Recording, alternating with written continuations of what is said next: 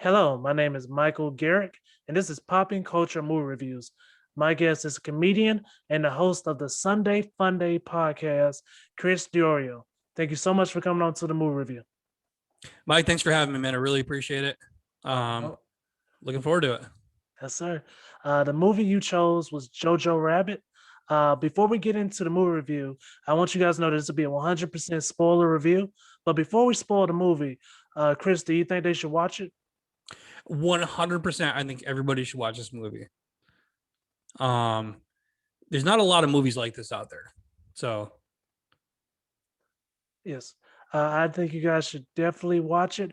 I would have to disagree with you, Chris. I think there's a lot of movies out there like it. They're just not good. Like, that's fair. That's fair. That's fair. I think a lot of movies would try this and fail miserably. But this movie, I think they did a great job. But yes, guys, everything past this point is 100% spoilers. Chris, I'll let you kick it off. Yeah. So Jojo Rabbit is I guess the best described as a comedy, but a very subtle comedy. Um, so it starts off young JoJo. He's the star of this show. Young JoJo starts off uh, by setting the tone for the movie by showing a young boy showing respect for his elders. He shows a lot of respect for one elder in particular, that man being Adolf Hitler. Um, the beginning of the movie is very heartwarming. It's kind of like Stand By Me, but instead of finding a dead body, they find anti-Semitism. Um, so it's basically the backdrop of this movie is it's World War II, and JoJo joins a summer camp. It's one of those Hitler Youth summer camps. It's led by the creepy guy from Green Mile. If you guys ever seen Green Mile, yeah, he's in the movie. And then the guy from from Game of Thrones, they got his wee cut off. He's in the movie too, so it's already got a great cast. Rebel Wilson's in there, stuff like that. But the movie starts off. Little JoJo is at a Hitler Youth camp, and he's learning the ins and outs of being a Nazi youth and all the things that go on with that. And they're just like us. If you watch the movie, they're playing all the childhood games like knife throwing, gas mask, tug of war, book burning, all the things you'd expect at a typical, Hitler Youth summer camp. JoJo goes into the woods with his friends from Hitler camp, and they wanted to show his loyalty to the group by killing a rabbit, which he refuses to do. And he earns the nickname JoJo Rabbit because one of his friends has to kill the rabbit for him, show him who's boss. And he breaks the rabbit's neck and then tosses it into the woods, and that's how he became JoJo Rabbit. He dealt with his trauma the way a lot of kids deal with childhood trauma. He created an imaginary friend. His imaginary friend was an imaginary version of Adolf Hitler. So young JoJo befriended imaginary Adolf Hitler. So very heartwarming story to start with. And Hitler inspires JoJo to reach for the stars of David specifically, stars in general, reach for the stars. It goes forward. You meet JoJo's mother, who happens to be the hottest woman on the planet, Scarlett Johansson. So young Nazi JoJo Rabbit with the imaginary friend of Adolf Hitler is being raised by Scarlett Johansson. You learn that Scarlett Johansson is harboring a Jewish girl in her attic, who young JoJo sort of at first is very scared of, because he's taught that the Jewish people are something to be feared and terrified of. But he comes to know the girl, and they become a friendship. And this, of course, doesn't sit well with imaginary Hitler. So there's a little bit of conflict between a young boy, the girl he loves, and his imaginary friend Adolf Hitler. Again, classic childhood story. So he has a little chat with imaginary Hitler. I know at one point Hitler offers him a cigarette, which he turns down, showing a little bit of taking the moral high ground over Hitler finally. Yeah, so he gets in a fight with Hitler a little bit about the Jewish girl. He becomes good friends with the attic Jew girl, and he really starts to take a liking to her.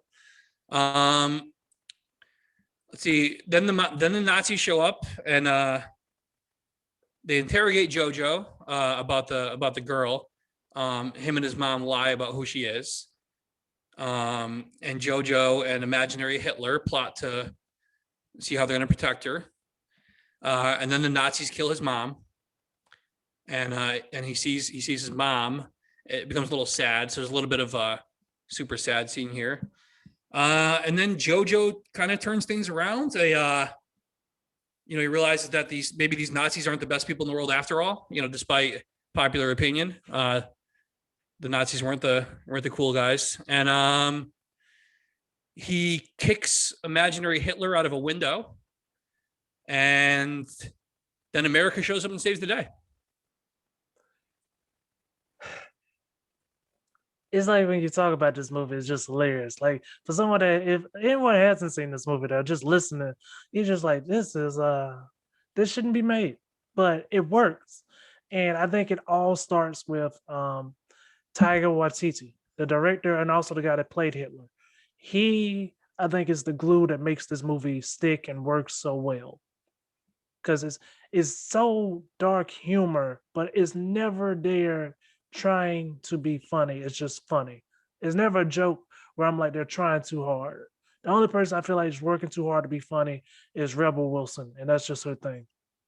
Yeah. I think they purposely. She's the one person. That's a great point. She's probably the one character in the whole movie that's perfectly put there for comic relief. But everything else is. It's like it's just such a unique, funny movie because you're laughing, but you're like, again, like you said, they're not trying to make like it's not slap humor. It's not like nobody's falling around and rolling around and making you laugh like that.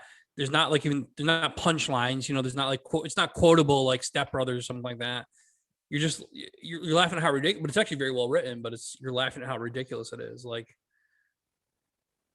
And like I like said, you're watching it and like these kids are together in summer camp and you're like, at first you're like, oh, that looks like the summer camp I went to, and then they're wearing gas masks and playing tug of war, and you're like, no, that's not the summer camp I went to. And then and the kid's getting teased. You're like, I remember that. And then he gets an imaginary like a friend. You're like, oh, I had one of those. But then his imaginary friend's Hitler, and you're like, oh, mine was not that. Mine was not like that at all. I did not create Hitler. So it keeps going from like absurd to realistic, absurd to realistic, absurd to realistic. And but yeah, it's very well written and very well acted, and it makes you sad a couple points too. yeah, I compare this movie, and this is true life thing. One of my friends, Dre, real good friend of mine, um, he told me to watch it, and I'd never watched it. So I finally watched it. Thank you because of you. I finally remembered to watch it for this movie review. But long story short, this had to be like 3 years ago. Um, I was like, "Hey man, you should come with me. I'm going to see Anthony Johnson." And he was like, "What's he like?" And literally, I said the same thing he told me about this movie, and it was literally like, "Hey, you're gonna laugh, but you're not gonna feel right when it's over." Like, like every joke is not gonna be like, "Oh man, I can tell somebody this joke." It's just that's how I felt about this movie. It was just like the same parallels to that story. Just like you'll laugh, but you probably won't be like, "Oh man, let me tell everybody." That's a great. You're really good at this. You're really good at this because that's a Gotta great. keep up with you, buddy. No, that's a great point because I think that's what makes this. Like you said, a lot of movies try to be like this and fail.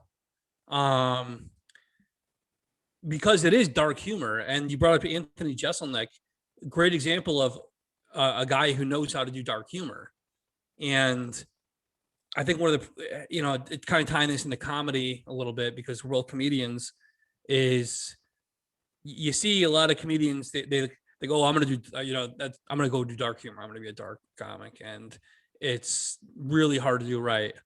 And Jeselnik does dark humor right, and this movie does dark humor right, but it's really hard to get right. Um, One side question for you though, and this is totally we're gonna get right back to the review, guys. I just have one question.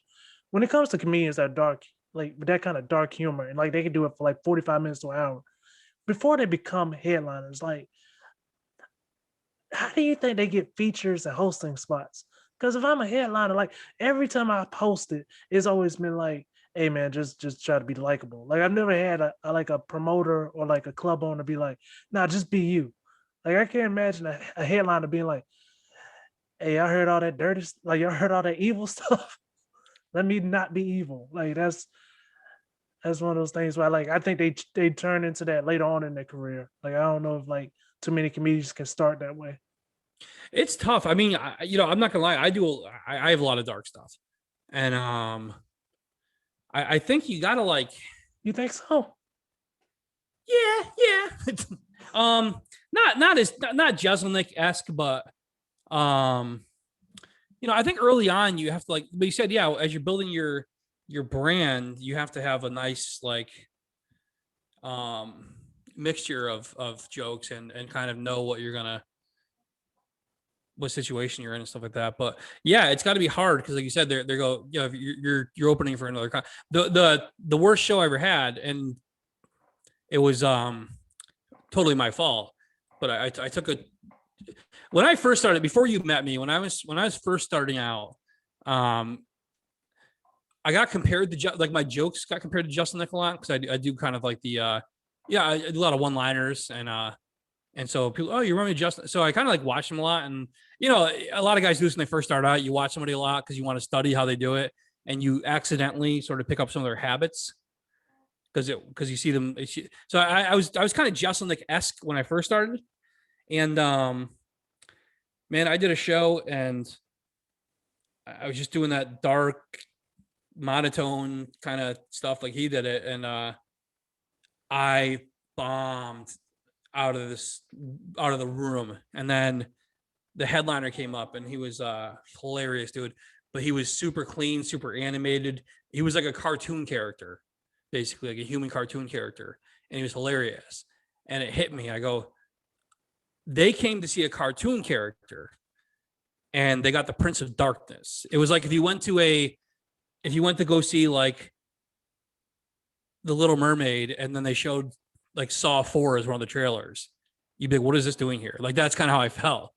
Um, so I've had to adapt and like have extra material for if I get the opportunity to do like a corporate gig, even or like you said, hosting or opening for somebody who might not necessarily want you to be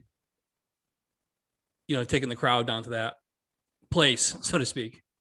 Yeah, that's very funny comedian. We both know him, but Brandon Rainwater, he was one of the few people that was like pull me to the side and just like, "Hey man, it's tough, but you gotta learn crowd work." And he's a master at it, but he was one of the few people who was like, "You have to learn it. It's gonna come a point where you're like, this my jokes are not meant for this room," and it's like it's gonna be awkward, but Yeah, that's 100%. That was the problem. I did that one show, and I realized 3 minutes in, it was early in my career. You know what I'm saying? I realized about 2 3 minutes in, I'm like, they hate me. I'm like, this crowd hates me. And then I'm like, but I got nowhere to go. I have nothing. I have no. I didn't understand crowd work yet. I didn't have any like lighthearted like jokes to get to. I already kind of doubled down on the Prince of Darkness thing. I'm like, I'm screwed. So I just sat there and just ate shit for 10 minutes man, at and least just you hated my weren't life. hosting. At least you weren't hosting. I bomb ass.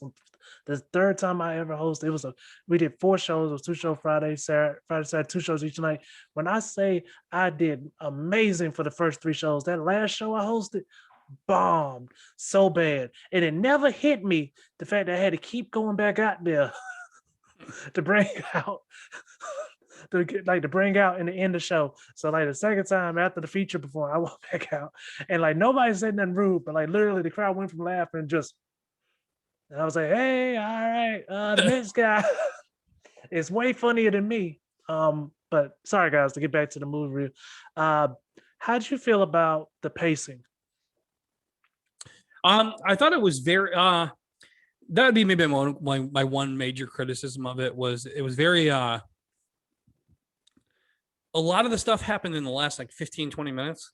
Like some of the stuff you mentioned, like his mom getting killed by the Nazis, and then him rebelling against the Nazis and kicking Hitler out the window, and uh, the Americans coming and saving the day. Like a lot of the stuff was really backloaded into the end of the movie.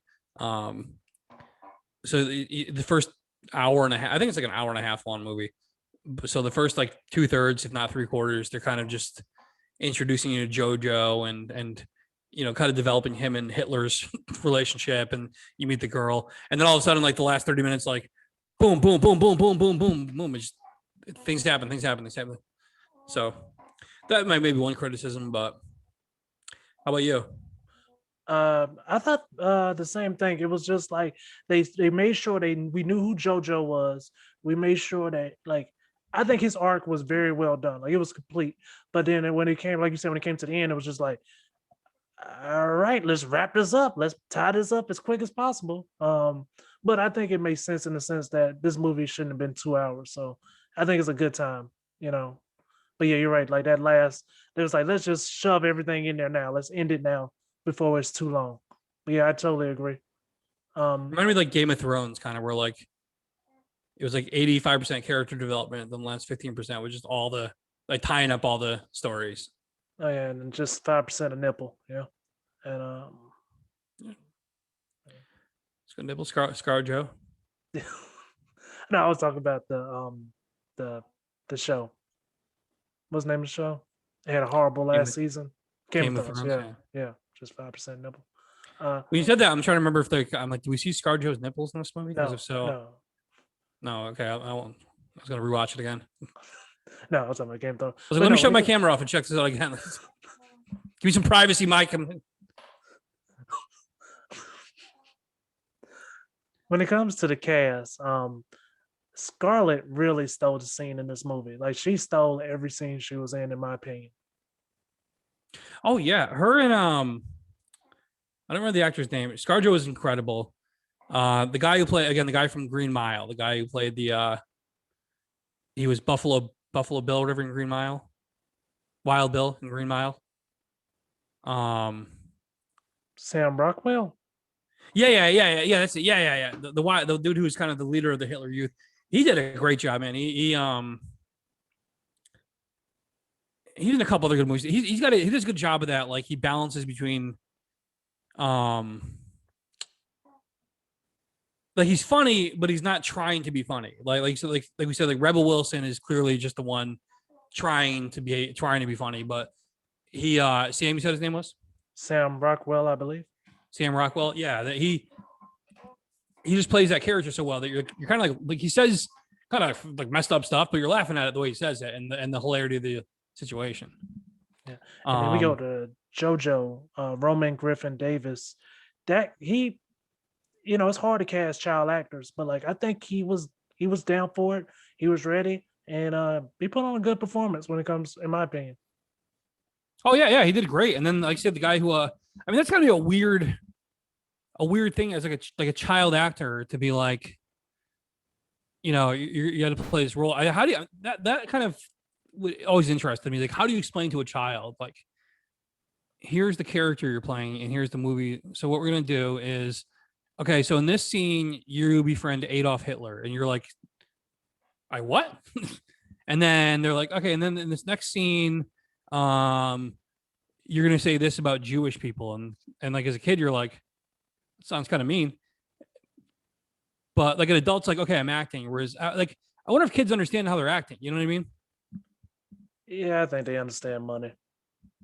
Yeah, true. Yeah, I Like think Louis had a good bit about it. About um, he talked about watching Schindler's List, and he's like, I wonder how many kids they had auditioned for. They found that one kid to be like, "Goodbye, Jews," like that. That scene in Schindler's List. He's like, the fact that some kid went in there and just nailed that audition was, a little scary almost, right? Like, it would be weird if they were like, "We picked you above everybody else. We need you," and that would be a weird. yeah, your racist voice was so good for a 7-year-old. Like You have a bright future in this business, yeah, kid. Keep. Yeah.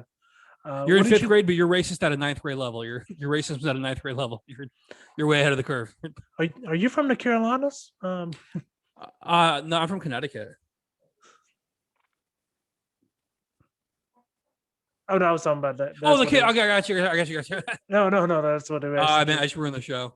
I do this every time. No, it's totally fine. It's totally I fine. do this every time. No, it's totally fine. What do you think of the soundtrack?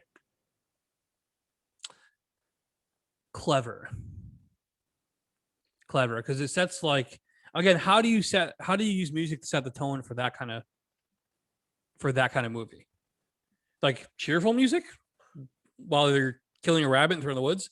Dark music that kind of doubles down and kind of, you can't have dark music because then it like kind of oversells the darkness to it. You're not trying to like any dark humor. The last thing you want to do, and I kind of did this to myself earlier, but you don't want to be like, hey, get ready for some dark humor, and then do dark humor.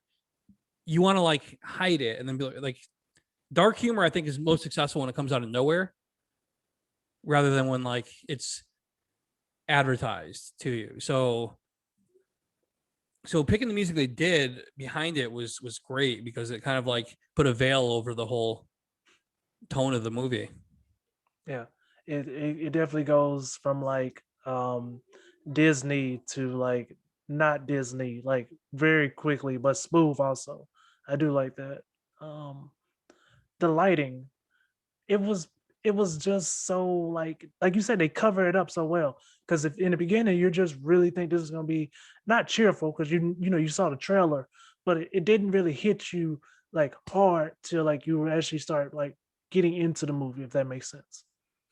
Honestly, I never even saw the trailer when I watched it. Somebody said they go, "You got to watch the movie JoJo Rabbit." I go, "What's it about?"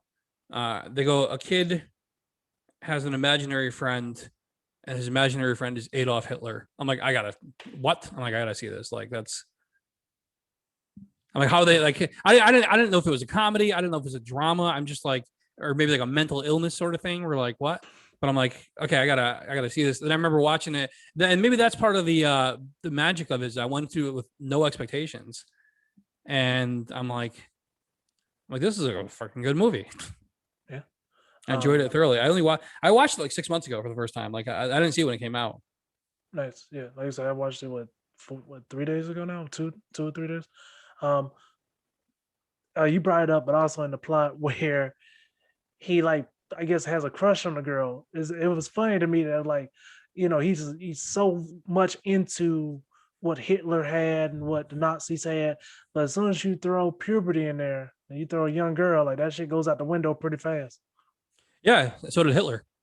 Yeah, yeah, But love love conquers all, right? Love conquers all. Like the kid, um, and that's the thing too. Like that's the great part of it. At the end of the day, it's actually a pretty nice story. Like the kid's raised literally as a Nazi, like legit raised as a Nazi. Um, and at one point, Rebel Wilson is. And this is not me. This is me describing an actual scene in the movie. So don't cancel me. But she's like drawing like a Jewish person on a chalkboard, and she's like, "Here's the scales, and here's the teeth, and here's the tail, and stuff like that." Like this, and this kid grew up thinking like that Jewish people were like literal monsters who would eat you, and then he meets one and falls in love with her, and they develop a real friendship and a bond. Then he realizes like they're people. They're like me and you, and this is him again saying that. And then he kicks Hitler out of a window. It all goes out the window. His thoughts and Hitler go out the window at the same time. And at the end of the movie, he's reformed Nazi youth, and we conquered Germany, and Hitler dies twice in the same way. It's kind of a, again, at the end you're like, oh, that was kind of nice. Besides some stuff, so yeah. Like like I said, altogether, I think they wrapped it up very well. Um, when your first time watching, how many times have you seen it? 3 times. Your first time watching, did you think Scarlett was going to die? No, I had no idea. I had no idea anything. Okay, and that's the beauty of it. Like I had zero expectations, like zero. I heard nothing about this movie besides someone told me to watch it, and then I said, "What's it about?" They said, "Just know this," and I said, "Okay." And even when we walked out there, and she was painting there, and I was like, "It's not her," and it was. I was like, "Holy shit!" Okay, Yeah, because again, like, and that's the thing. You're up at that point. You're mostly laughing because you're like, this is just pretty absurd. And then all of a sudden, like that happens, you're like, "Why? It's not funny. Why are you doing that? Like, I'm here to laugh." Um, and then they kind of bring you back up. But yeah, you not expect someone to like die and make you sad in that movie, and then they do. Yeah, it's a moment where I feel like they just had to go like, no, let's remind you these people are not really good. Like it's commonly just kept giving you reminders that like, no, these are not good people. Like they did not play around, and I thought that was always good, a good reminder with the comedy. Yeah, probably a good idea not to humanize the Nazis too much. Give them, Yeah, yeah, yeah. 1 through 10, what would you give this movie? 9. Give it a 9. Nice, nice. I give it a Do 9. It really is probably one of the most enjoyable movies I've seen in a very long time. nice, nice. I would agree. Um, do you believe that this movie will become a part of pop culture? I think it'll occupy a similar space to like Boondock Saints and uh Donnie Darko. Those, those kind of movies where like they're not blockbuster successes, and you probably won't hear much about them in terms of like ever winning awards and stuff like that. But I think there'll be a contingent of people who I guess I probably fall in that contingent who just love the movie, and um, it's almost like extremism, like Boondock Saints. I'm not sure you saw that movie, but a lot Oh of yeah, people always like. There's a small group of people who are like Boondock Saints is the best thing ever happened to movies. Like, well, and I think JoJo Rabbit will fall in that category of like this small but fervent group of people who are like, watch this movie, watch this movie, watch this movie. And I think a lot of people end up seeing it because of that. yeah.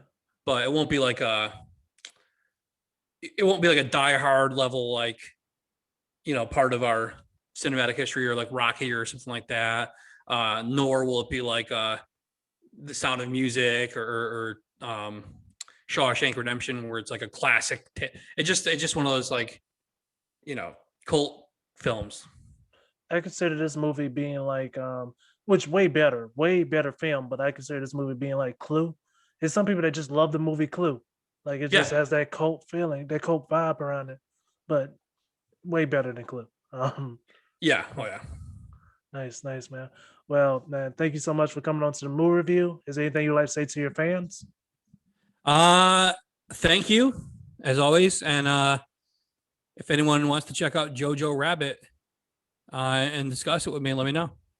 Nice, nice. You know where to find me. Nice. Please let them know where they can follow you. You can find me on Facebook at Chris Diorio Comedy, on Instagram at Chris Diorio Comedy. The last name is spelled Diorio. First name is the standard Chris. Last name is the standard way to spell comedy. I didn't go any tricks there. And on Twitter at CDiorio Comedy. Nice, nice. Well, thank you again for coming on to the movie review, and you guys have an amazing day.